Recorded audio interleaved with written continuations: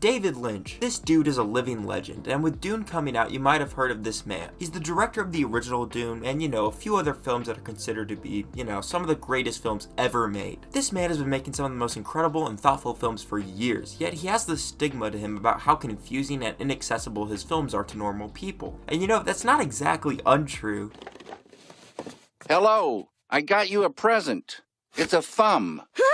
Don't look away. Let the fear wash over you. I don't understand. That's the whole point. But ignoring his entire filmography because his films require you to pay a bit more attention is idiotic. This man has made some of the most powerful films I've ever seen, so I'm going to recommend the best starting points in his filmography for whatever type of movie watcher you are. So without wasting any more time, let's get into it. If you're new to this and you've never heard of this man, where do you start? Well, I say the best place to start is Blue Velvet. On the surface, it's a pretty easy film to follow, yet it still has all the great detail and depth to dive into if you want to. It's weird and gross and bizarre, but still very accessible. And it's one of those movies where I doubt there's any way you walk out of this film and not want to see more of David Lynch's stuff. But I do feel that I have to put like a trigger warning on this. There are some very intense scenes in this. David Lynch's films are known for being pretty dark, so just know that going in. But still, this is an absolutely great film, and I think for most people, this is one of the best films to start with. But I hear you saying from the distance, I'm not an idiot. I want to watch his best films with no restrictions, confusion and all. Give me the most Lynchian of Lynch films. So in that case, I'm going to hit you with my two favorite films of his, and it is the ultimate double feature. So first off is Lost Highway, and then Mulholland Drive. These are the most obtuse and confusing films I feel in his entire catalog, yet I also think these are easily his best films. The emotions and world these films create are second to none. They feel like dreams that the characters dance through, with certain objects and people and scenes moving in and out of focus, and you never really know what's tangible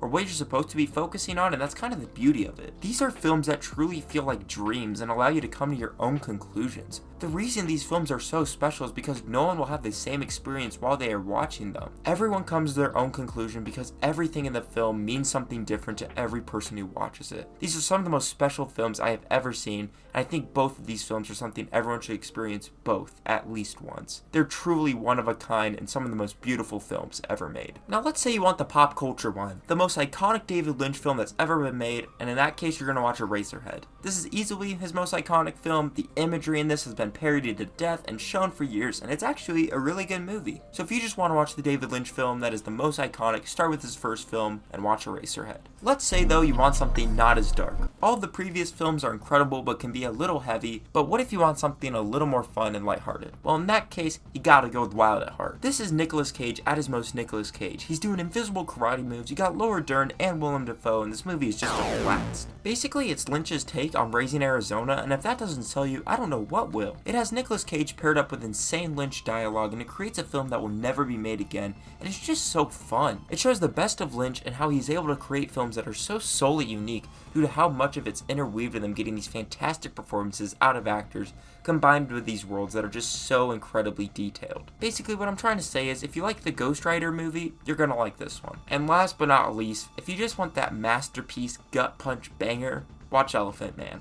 I'll say no more. And those are the best places to start watching David Lynch, but I hear you say slowly out of the corner of the screen about that looming question that I haven't talked about. Twin Peaks. Now, Twin Peaks is so big that it might get its own video if the interest is there, but if you want to get into David Lynch, that is basically a whole other world to dive into. But I'd say before you venture off into that, maybe check out a few of his films to make sure you click with his style before devoting yourself to 3 seasons and a movie. And those are the best places to start watching David Lynch films. He's got some other great films in his catalog you can check out as well, but I think these are easily the best places to start if you've never seen one of his films before and you just want to hop into it. David Lynch is one of my favorite directors ever, and if someone watches one of his movies because of this video, then this video is worth it. I think he's absolutely great, and I love David Lynch's films, and I hope you hop into a few of his films and enjoy them as much as I do. Anyways, I'm out of here. I'm gonna do the old David Lynch special and eat a donut and start smoking cigarettes. See ya.